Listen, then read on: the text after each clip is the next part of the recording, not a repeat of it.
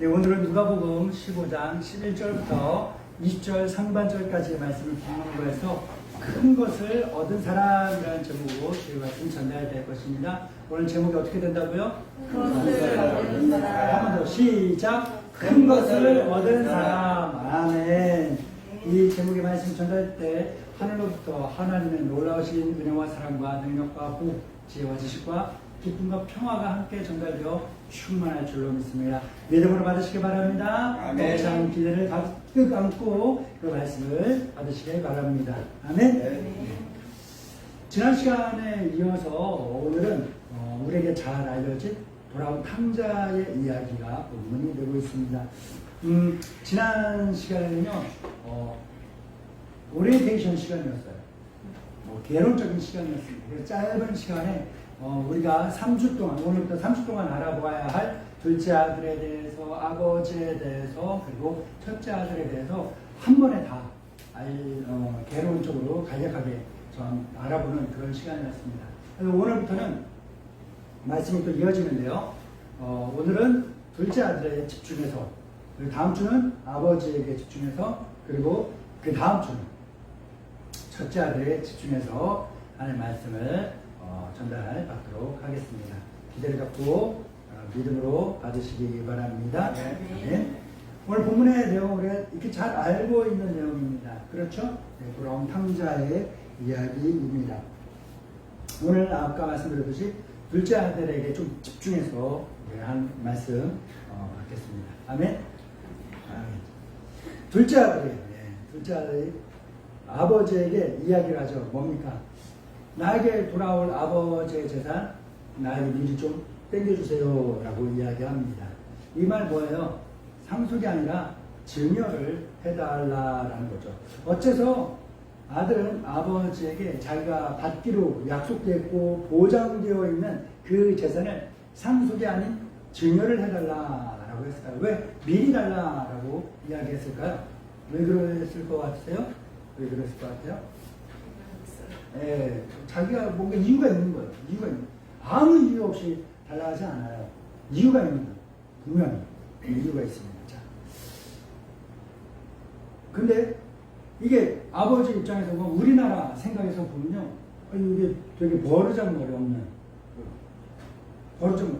내가 줘야 네 거지. 내가 준다고도 안 했는데 달라고 그러면 안 줄 거야. 왜? 내 거지 네 거냐. 내가 고생해서 내가 벌고 내가 모은 건데 왜 네가 달라고 그러냐 라고 이야기를 하는 거예요. 뭐 심한 말로 하면은 내가 널 낳아줬으면 됐지, 밥 먹이고 옷 입히고 학교 보내줬으면 됐지, 뭐 지금까지 나한테 빼먹는 거지, 뭐 해달라고 그러냐, 달랄 권리가 뭐가 있느냐. 우리나라 입장에서 이렇게 이야기할 수 있는 거예요. 충분히. 그런데 유대인들의 입장에서는 아들이 굉장히 이야기를 할 수 있는 거예요. 왜 그러냐? 유대인에게는 법이 있거든요. 하나님 말씀이 법인 거예요. 율법이 있는 거예요. 하나님의 율법에 비춰보게 되면 아버지 돌아가시면 어차피 그 재산 없어지는 거예요. 안 그래요? 없어져요. 자기 자식에게 아니 누군가에게 주지 않으면 그건 다 없어질 재산인 거예요. 그래서 하나님께서는요, 네가 평생에 수고하여 얻은 것이 사라지지 않고 영원히 오랫동안 지켜지고 보존될 수 있도록 법을 주셨습니다. 뭐냐? 바로 자식에게 물려주는 거예요. 근데 아버지에게 아들이 몇이 있다고 그랬어요? 둘이 있다고 그랬어요. 근데 유대인의 율법까지 보면 이 재산을 어떻게 나눠줘야 돼요? 똑같이 반 나누는 거예요. 똑같이 반 나눠줍니다. 그런데 첫째 아들에게는 첫째 아들이기 때문에 조금 더 물려줄 수 있도록 하는 거예요. 결국은 뭐냐?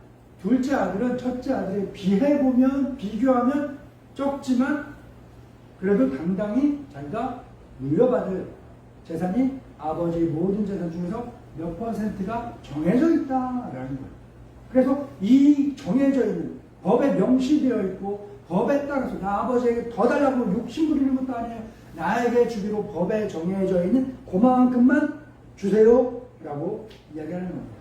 내가 형에게 줘야 될 것도 욕심내지도 않습니다. 나에게 주기로 되어 있던, 나에게 와야 되는 법적으로 명시되어 있는 그만큼만 나에게 주시면 됩니다 라는 거예요.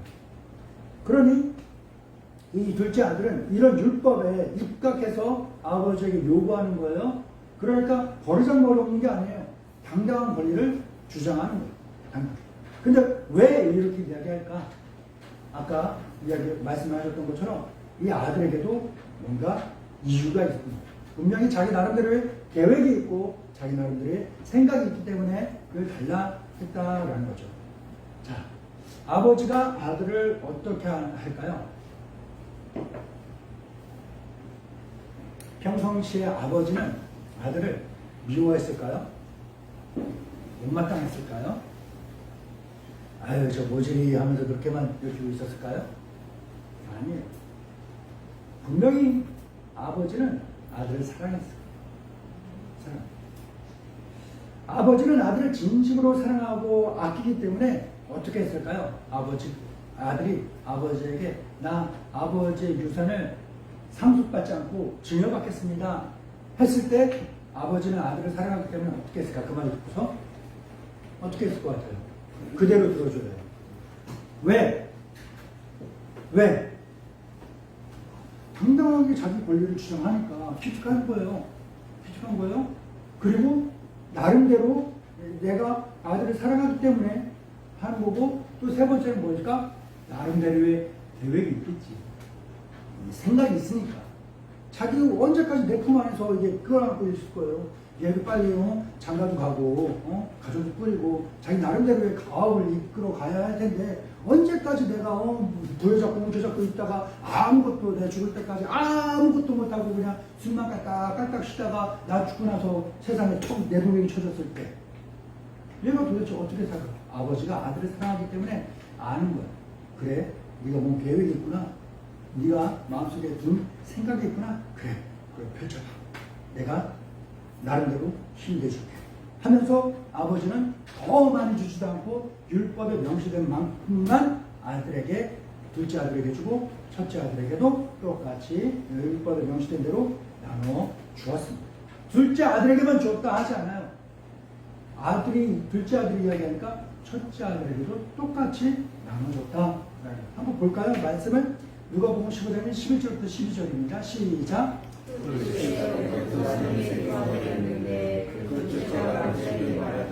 아버지여 세상 중에서 내가 너를 빈짓을 내게 주소서 하시라. 아버지는 그 삶을 각각 주었더니. 아멘. 여기서 속된 말로 게이득이라는 요즘 애들은 게이득 뭐 그런 말 쓰잖아요. 그쵸? 게이득 뭐예요? 첫째 아들이 게이득인 거예요. 가만히 있었는데 둘째가 설레발 치는 바람에 생각지도 않았던 거에 툭 날이 떨어진 거예요. 와, 이득 본 사람은 누구예요? 둘째 아들은 아버지에게 이 부탁을 했을 때, 둘째 아들이 뭘 알게 됐을까요? 첫째 아들은 가만히 있다가 돈이 뚝 떨어진 거예요. 근데 둘째 아들은 뭘 알게 됐을까요? 아버지 사랑을 알게 됐어요. 아버지의 사랑을 이제야 알게 된 거예요. 둘째 아들 잘 알고 있어요. 내가 아버지 유산 상속받지 않고 증여받게 해주세요 했을 때 이 얼마나 불쾌하고 괘씸하고 무례한 말인지 알고 있었어요. 그래서 아버지에게 이야기했을 때 아버지가 내 말을 그대로 들어주는 게 아니라 오히려 불쾌하고 괘씸하기 때문에 큰 벌을 내릴 걸 예상하고 그 내리시는 모든 징계와 벌을 다 감당하리라는 각오를 가지고서 아버지에게 좀 무례하고 괘씸한 이 요청을 했는데, 아버지가 사람들이 예상하는 대로 어떻게 했어요? 괘씸하게 벌을 내리고 꾸중을 한 게 아니라 아들을 사랑하기 때문에 아들이 하자는 대로 그렇게 해줬어. 괘씸하고 정말로 이게 무례한 일인데도 불구하고 아들이 해달라는 대로 해줘. 이 행동을 통해서 아들은 뭘 알게 된 거예요? 아버지가 나를 이렇게 사랑하시는구나. 나를 이렇게 믿는구나. 나를 이렇게 아끼는구나. 라는 거를 이 행동을 통해서 알게 된 거예요.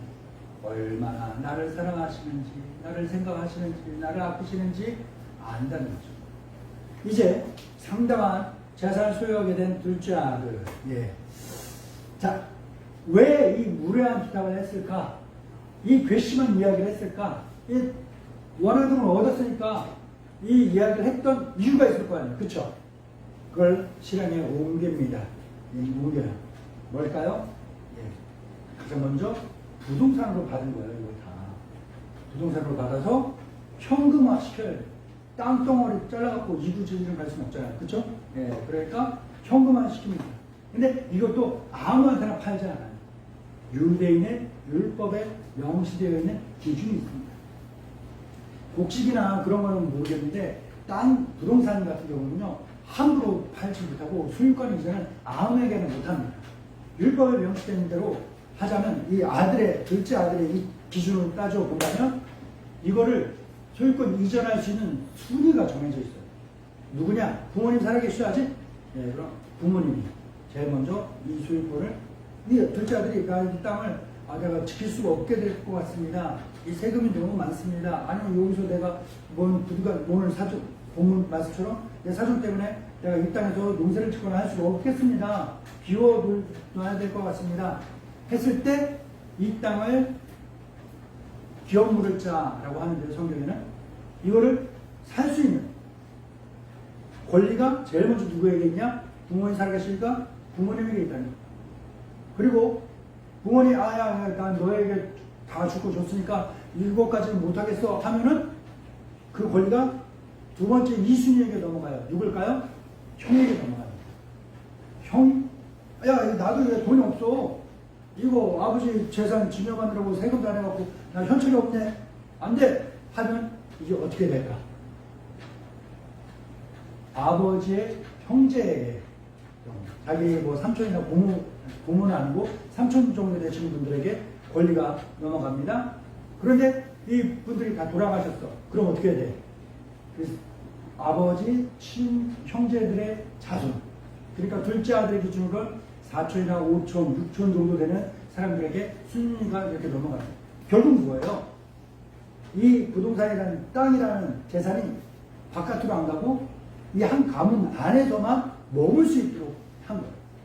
하나님이 이 재산이, 이 기업이, 이 토지가 다른 곳으로 빼앗기지 않고 이 어떻게 해서든 간에 이 가문 안에서 머물고, 그래서 세대를 지나서 100년이 지나고 200년이 지나서라도 결국 이 사람의 자녀들에게 이 땅이 다시 되돌아갈 수 있도록 하기 위해서 하나님 율법이 이렇게 만드셨다는 거예요. 하나님의 깊은 뜻이 있는 겁니다. 그러니까 아버지로부터 부동산을 물려받은 이 둘째 아들은 이 부동산 현찰을 바꿀 때 누구에게 먼저 이야기했을까요? 아버지에게. 아버지가 싫다고 그러면 누구가? 형이에요. 아마 분명히 제가 성경에 나와 있지 않은데 누가 이 둘째 아들의 이 땅을 기업으로 물렸을까요? 돈으로 바꿔줬을까요? 아버지나 형이 그렇게 됐을 거예요. 그 이상 가지도 않았을 겁니다. 예, 아마 형이나 아버지가 이걸 다 차지했을 거예요. 둘째 아들은 이제 돈 생겼어요. 뭐 했을까? 외국 가는 거예요. 외국 멀리 나갑니다. 그곳에서 어떻게 살았다고 그래요? 허랑방탕하게 살았대요. 그저 먹고 마시고 놀기 위해서 그 많은 돈 갖고 외국을 나갔을까? 아닐 거예요. 먹고 마시고 놀려면 그냥 지금 아버지 집에서 아버지한테 돈 달라면 또 얼마든지 주는데 마르지 않는 샘처럼 그냥 우물에 가서 물 떠먹기만 하면 될 정도로 아버지가 돈 달라는 대로 다 주는데 뭐하러 욕먹어가며 고생해가며 그렇게 증여받아갖고 세금 내고 팔고 번거롭게 해요. 그냥 아버지 집에서 왜 늘어져 있으면 아버지께 다 내건데 둘째 아들이 왜 번거로운 일을 했을까? 외국 나가서 먹고 마시고 놀라고? 아니에요. 아닐 거예요. 나름대로의 계획이 있는 거예요. 왜 뭘 외국까지 갔을까? 나름대로 사업 아이템이 있는 거예요. 이 아버지 재산 물려받은 거 내가 외국에 가서 이곳에 가서 사업해서 큰 재산을 불려서 금을 환영해야지 하는 부푼 기대와 생각을 갖고 갔을 거예요. 자, 사업하려면 뭐가 있어야 될까요? 인맥이 있어야 돼요. 인맥을 쌓으려면 어디로 가야 돼요? 뭘 해야 돼요? 인맥 쌓으려면 사교를 해야 돼요. 사교하려면 어디로 가야 돼요? 사교장을 가야 돼요. 사교장에 딱 뉴페이스가 딱 들어갑니다. 우리 보세요. 우리도 교회에 모여서 예배를 드리는데 새로운 인물이 와요. 관심이 거기 쏠려요, 안 쏠려요? 관심 없는 척 해도 계속 한 구석에서 그 사람한테 신경이 쓰이잖아요. 그쵸? 네, 그렇다면 거기 사교정도 마찬가지입니다. 그 나라의 사교정을 갔더니 새로운 인물이 딱 들어왔네. 그러니까 호기심과 관심을 갖고 거기 있던 사람들이 쫙 몰립니다. 기회를 놓치지 않고 이 둘째 아들이 자기가 가지고 있는 배경과 자기 나라에서 아버지가 어떤 사람이었고 뭐 이런 것들을 이야기를 하면서 가지고 있는 돈을 갖고 잘 씁니다. 써요. 왜? 밥 사주는 사람한테 마음이 오지 밥 뺏어먹는 사람한테 마음이 와요? 아니잖아요. 그쵸? 예. 혼자 입장 갖고 생각하고 누구한테 뭐 부탁을 하려고 그래. 나 여기서 사업해야 되는데 좀 절차적으로 행정 절차적으로 좀 수월하게 좀 힘 좀 써달라고 할 거면 나한테 밥 사요 그래요? 아니면 내가 밥을 사요? 네, 그래요. 이 둘째 아들도 이 똑똑한 거야. 사람 얼마나 잘 만나. 그래갖고 막 이걸 한 거야. 여기까지 좋아요. 그쵸? 잘했잖아요. 그런데 사교정에 좋은 사람들만 있었을까? 사기꾼들. 사기꾼들은 잘 알아요. 이 사람 내가 사기 쳐먹을 만한 사람, 아닌 사람 잘 압니다. 그래서 이 사교정에 있던 사기꾼들이 이 사람을 따봅니다. 전부 돈이 많은데 외국에서 와서 이 나라에서는 비빌 데가 없는 양반 이런 걸 잘 알아요. 그래갖고 가갖고 그냥 입안에 여처럼 막 말로 이 사람의 이 둘째 아들의 마음과 생각을 현혹시킵니다. 그래서 이 아들의 사기꾼들이 이 아들의 마음을 훔치는 마음만 훔쳤을까? 사기꾼이 뭐 훔쳤을까? 결국 뭐 훔치려고 그래요? 그래요, 돈 훔치려고 그러고 결국 마음 훔치더니 이 세치의 농간으로 이 둘째 아들의 돈까지 싹 훔쳐갑니다. 부푼 꿈을 갖고 나름대로 철저하게 준비하고 계획을 갖고 외국에 나와 사람을 사업에서 금이 활약하려 했던 이 둘째 아들, 야, 내가 사기 맞았구나 라고 알는 순간 어떻게 해요? 왜 그래요? 보증을 섰는데 이 사람이 날라버렸다는 걸 딱 알아버리는 순간 어때요? 하늘이 무너지고 땅이 꺼지는 것 같은 충격이 빠졌어요.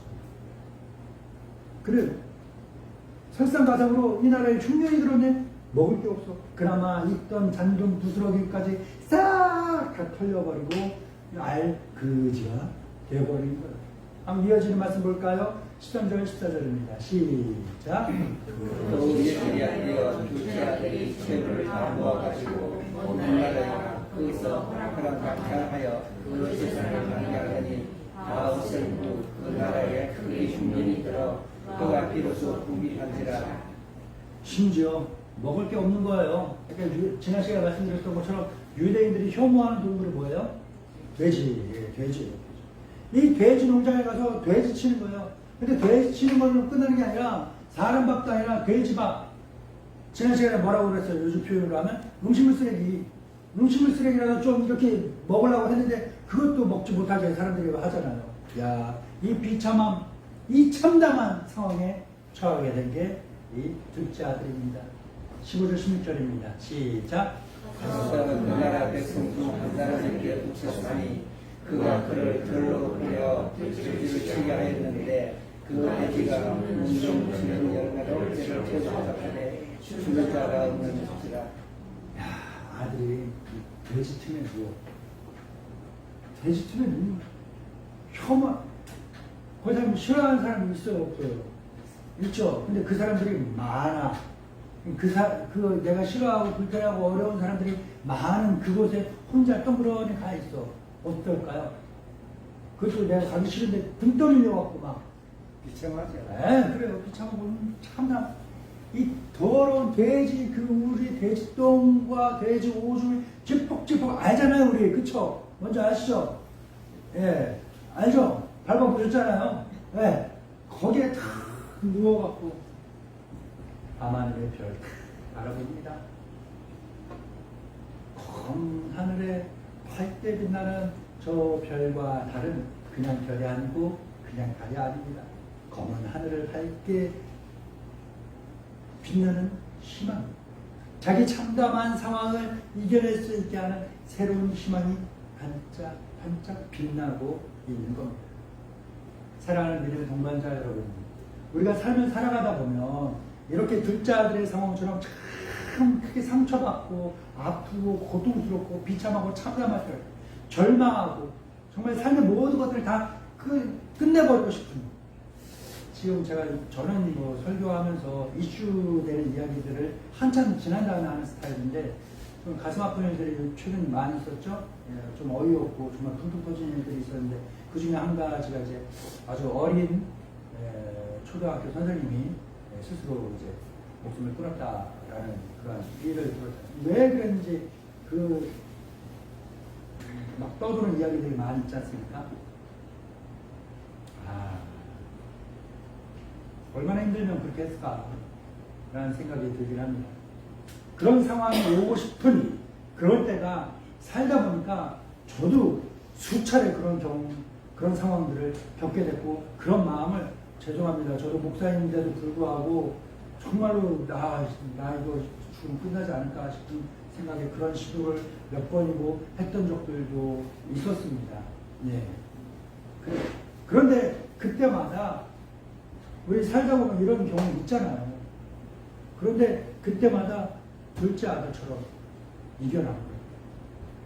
사방팔방 다 막히고 절망에 사람 모든 사람들 그냥 나에게 돌을 향해 던지는 것 같고 실질적으로 돌을 던지지 않아도 사람들이 지나가면서 평상시랑 다름없는 그 눈빛이었는데 평상시랑 다름없는 행동이었고 그런 말이었는데 그게 나에게 너무 아픈 칼날이 되어서 내 심장을 막 찌르고 쪼개고 그런 경험들을 해보셨잖아요. 그때 둘째 아들처럼 밤하늘 누워갖고 밤을 보니까 반짝반짝 빛나더라고요. 뭐가 빛났을까? 이런 나를 바라보고 있는 하나님의 큰 눈빛이 반짝반짝 빛나고 내 눈과 하나님의 눈이 마주치는 그 순간 나를 향해 흘리시는 그 주님의 눈물이 반짝이면서 새로운 희망, 새로운 기대가, 새로운 가능성이 반짝하고 떠오르고 보이고 발견되더라고요. 이어지는 말씀 읽어볼까요? 17절부터 마지막 20절 상반절까지. 시작. 이에 스스로 돌이켜 이르되 내 아버지에게는 양식이 풍족하니 얼마나 많은가. 나는 여기서 죽어주문하다 너가 일어나 아버지께 가서 이르기를 아버지 내가 하늘과 아버지께 죄를 지었사오니 지금부터는 아버지의 아들이라의 그를 감당하지 못하겠나이다. 나를 품급에 하나를 부서서 하라고 하고 이에 일어나서 아버지께로 돌아가리라. 아멘.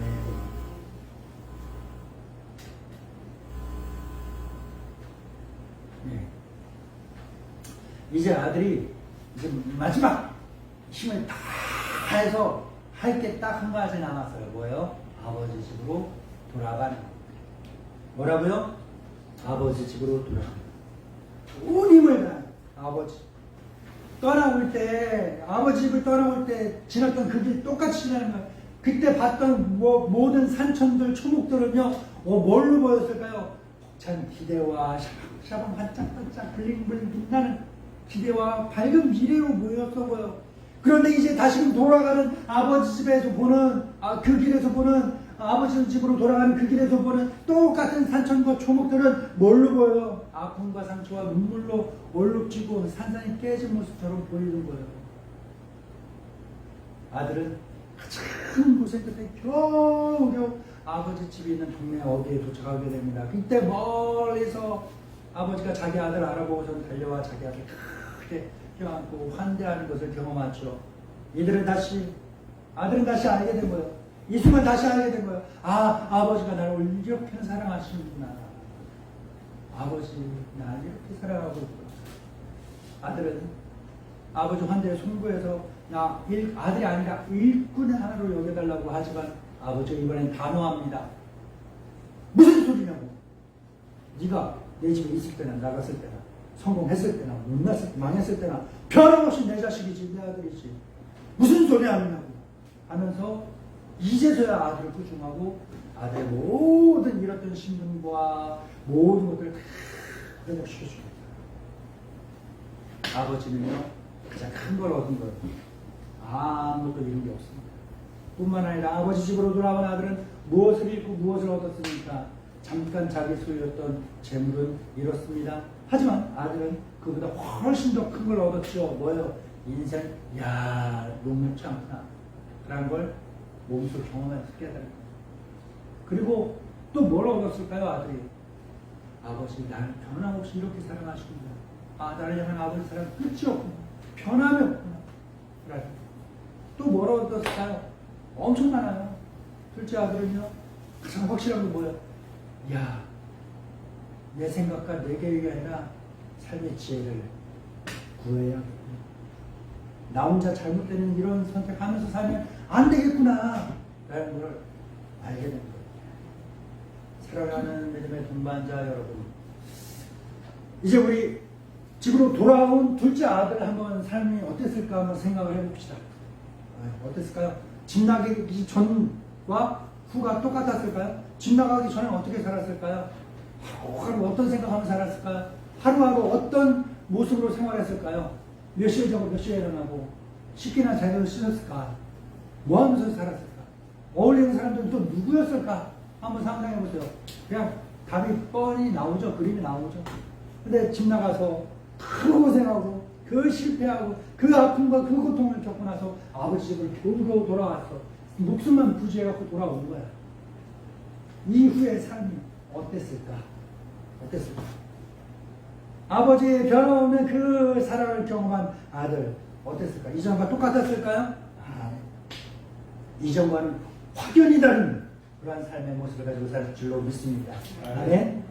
아버지 집에 자기가 끼친 손해를 복구하려고 최선을 다해 부지런히 살았을 거예요. 아니, 자기도 얼굴이 있으면 얼마나 미안해. 아버지 내가 달라고 안 했으면, 내가 사기만 안 당했으면 아버지 재산 지켜주는 게 아니라 그냥 더 늘어났을 텐데 그동안 얼마나 미안해. 그쵸? 네, 얼마나 열심히 해요. 그리고 잠깐 자기 거였는데 막대한 돈이 다 잃었잖아요. 손해 났잖아요, 자기도. 그러니까 메꿔야 될 거 아니에요. 부지런히 일했을 거예요. 부지런히 일했을 거예요. 얼마나 일했을까? 아마 아버지 집에서 품삯받고 일하는 일꾼들보다 더 열심히, 더 부지런히 일했을 거예요. 더 부지런히. 제가요, 장가를 가서 그 넓은 논에 가서 일을 하는데 제일 열심히 하는 사람이 저더라고요. 아주 그 땡볕에 그냥 힘이 다리 확 풀려갖고 그냥 그 논, 물 받아놓은 그 논에 다리를 빠져갖고 못 뛰어. 그래, 그 옷을 어깨에 메고서 걷다가 힘이 빠져갖고 그 얼굴, 그 눈바닥에 물에 얼굴 팍 그래도 일어나갖고 그냥 끌고 제일 열심히 일하는 게 누구더라? 저더라. 네, 그래요. 아들이 아마 저 못지않게 훨씬 더 부지런히 열심히 성실하게 그렇게 일했을 거예요. 그렇게 일하니까 어땠을까? 아버지 손해난 거 금방 메꿨을 거예요. 자기가 잃었던 거 금방 찾고 더 늘었을 겁니다. 사랑하는 믿음의 동반자 여러분, 우리가 잘 알고 있는 이 탕자의 이야기에서 가장 큰 걸 얻은 사람은 누굴까요? 탕자로 알려진 둘째 아들이에요. 아버지 집으로 돌아온 그 아들입니다. 가장 큰 것을 얻은 사람입니다. 삶의 가장 큰 교훈을 얻었기 때문에 그런 거예요. 무엇보다 아버지 집에서의 그 평안함과 그 사랑을 다시금 회복하고 찾았기 때문에 다시는 그것을 빼앗기지 않는 삶을 살았을 겁니다. 사랑하는 믿음의 동반자 여러분, 이제 말씀을 마무리합니다. 자, 말씀 여기까지 받고 나니까 이 둘째 아들이 누구 닮았습니까? 나 같지 않나요? 여러분 같지 않아요? 목사님 같아요 하지 말고, 네, 목사님 같아요. 나 같지 않습니까? 목사님이요 이러지 말고, 여러분 나 자신 같지 않습니까? 네, 지금까지 내 인생의 주인 난 줄 알고 그냥 내 멋대로 내 하고 싶은 대로 내 생각대로 그렇게 살았는데, 그렇게 살다 보니까 뭐예요? 상처받고 실패하고 좌절하고 그렇잖아요. 아버지 집 나간 아들과 같은 사람이 누구예요? 나 아닙니다. 하지만 그런 고생을 통해서 이제 우리는 뭘 알았습니까? 뭘 얻었습니까? 내 인생의 주인 내가 아니라 하나님이구나. 할렐루야. 네. 이걸 몸소 경험한 사람들 아니겠습니까? 그래서 돌아온 아버지의 집, 돌아온 아버지의 품, 되찾은 하나님의 그 큰 사랑을 우리 알고 확인하고 지금 차지하는 사람이 우리 아니겠습니까? 그러니까 아버지 집으로 돌아온 아들, 다시는 그동안 빼앗기지 않으려고 그렇게 노력하는 살았던 것처럼 우리는 그 하나님의 그 은혜와 사랑, 그 말씀과 은혜를 빼앗지 않고 살아야 됩니다. 여기서 끝나도 되느냐? 아니에요. 하나님이 가르쳐주는 가지 내 이웃을 내 몸처럼 사랑해라. 나만 아버지 집 나갔다가 돌아왔을까? 지금 아버지 집 나간 사람입니다. 그 사람을 도와줘야죠. 나만 아버지 집 나갔다가 돌아왔을까? 아니요. 내가 이미 겪었던 것, 그 깨닫고 비참하게 눈물을 흘리며 질질 상처받은 이끌고서 아버지 집을 찾아 돌아오고 있는 사람들이 있을 거예요. 그 사람들 찾아내서 그 사람들도 도와줘야죠. 이렇게 우리 가족들을, 우리 친구들을 도와서 우리와 함께 이곳, 이 아버지 집, 이곳, 이 하나님의 집에서 머물며 하나님의 그 사랑과 그 놀라운 생명과 그 은혜와 평화를 누리며 살아갈 수 있는 가장 큰 걸 얻은 사람으로서 살아갈 수 있기를 주의 이름으로 축원합니다. 좋으신 하나님 아버지 감사합니다. 사랑하는 우리 믿음의 형제자매들에게 귀하고 복을 말씀 주셨습니다. 우리가 손가락질하던 그 사람이 그가 아니라 나였음을 고백합니다. 그의 미련함이 아니라 나의 미련함이었음을 고백합니다. 그의 돌아옴이 나의 돌아옴이었음을 깨닫습니다. 하나님, 되찾은 주님의 은혜와 변함없는 그 사랑 깨닫고 다시금 그 안에 머물게 되었으니 다시금 빼앗기지 않게 하시고 다시금 떠나지 않게 하여 주옵소서. 그리고 예전에 나와 같이 떠났던 사람, 예전에 나처럼 이제 돌아오고 있는 그 사람들을 찾아가 도와주어서 나와 함께 이 아버지 집에서 그 영원한 사랑, 변함없는 평안함을 함께 맛보고 누리며 살아갈 수 있는 이 가장 큰 것을 얻은 사람의 삶을 살게 하소서. 예수님의 이름으로 기도드립니다. 아멘.